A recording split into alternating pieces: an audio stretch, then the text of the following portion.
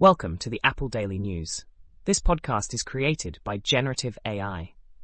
Today is October 25th, 2024, and we're diving into the latest happenings in the world of Apple technology. From financial penalties to exciting new product launches, we've got a lot to cover.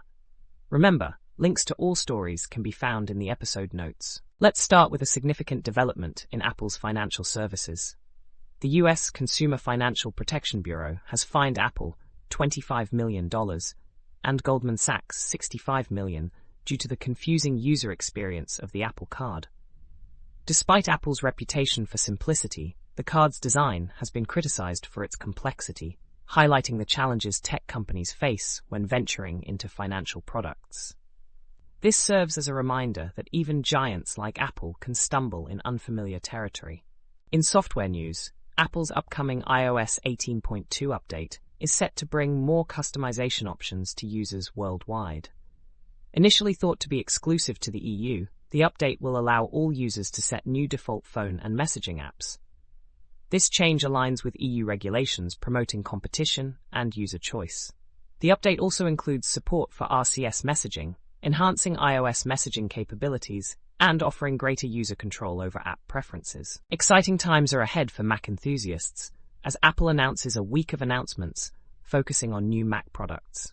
The spotlight is on the anticipated launch of M4-powered Macs, including refreshed MacBook Pros and 24-inch iMacs. The Mac Mini is expected to undergo a design overhaul, becoming more compact while featuring more USB-C Thunderbolt ports. These updates will coincide with the release of macOS Sequoia, introducing Apple Intelligence features and automation tools. In security news, Apple is launching its private cloud compute service, offering up to $1 million to security researchers for identifying vulnerabilities. This initiative underscores Apple's commitment to enhancing security and protecting user data. The company is expanding its bug bounty program to include this new service, inviting researchers to test its security claims and ensuring robust protection for its AI-focused servers. Switching gears to a more personal note, an author shares their appreciation for Safari, particularly its reading list feature. However, they point out areas for improvement, such as the lack of a read items indicator and the inability to bulk edit. They also highlight issues with syncing across devices, suggesting that Apple could enhance the user experience by addressing these concerns.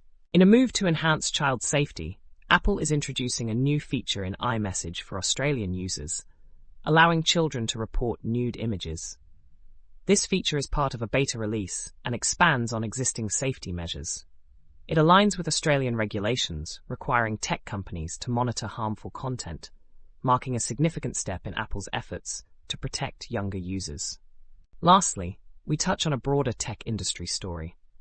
Siobhan and Adam Raff, co-founders of Foundem, share their journey in a legal battle against Google.